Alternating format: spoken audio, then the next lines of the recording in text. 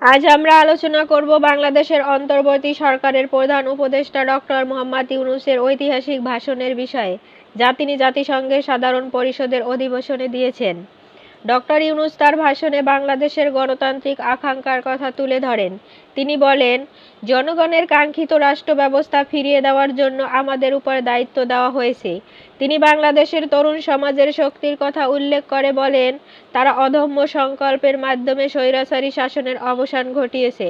Doctor Yunus অতীতের দুর্নীতি এবং শাসনের অবক্ষয়ের কথা উল্লেখ করেন। তিনি বলেন, দুর্নীতি একটি কার্যকর গণতান্ত্রিক ব্যবস্থাকে ধ্বংস করেছে। তিনি নতুন সরকারকে পুনর্গঠনের জন্য আত্মনিয়োগ করেছেন এবং একটি ন্যায়ভিত্তিক সমাজ ব্যবস্থা গড়ার সংকল্প করেছেন।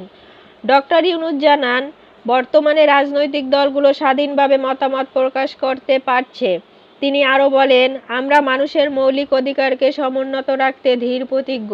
তিনি বিচার বিভাগের স্বাধীনতা এবং গণমাধ্যমের স্বাধীনতা সুরক্ষার প্রতিশ্রুতি দেন। তিনি বিশ্ব সম্প্রদায়ের কাছে বাংলাদেশে সহযোগিতার আহ্বান জানান। আমরা আন্তর্জাতিক চুক্তির প্রতিপালনে বদ্ধপরিকর, বললেন ডক্টর ইউনূস। তিনি বলেন, জাতিসংঘের মানবাধিকার হাই কমিশনারকে বাংলাদেশে পাঠানোর জন্য ধন্যবাদ জানান।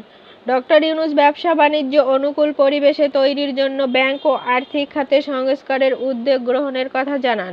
তিনি অবাধ, নিরপেক্ষ ও অংশগ্রহণমূলক নির্বাচনের জন্য উপযোগী পরিবেশ তৈরির লক্ষ্যে কাজ করছেন। ডক্টর ইউনূসের এই ভাষণ বাংলাদেশের গণতান্ত্রিক আকাঙ্ক্ষার নতুন দিগন্ত উন্মোচন করেছে। আসুন আমরা সকলেই একটি শক্তিশালী ও ন্যায়ভিত্তিক সমাজ গড়ার জন্য সহযোগিতা করি।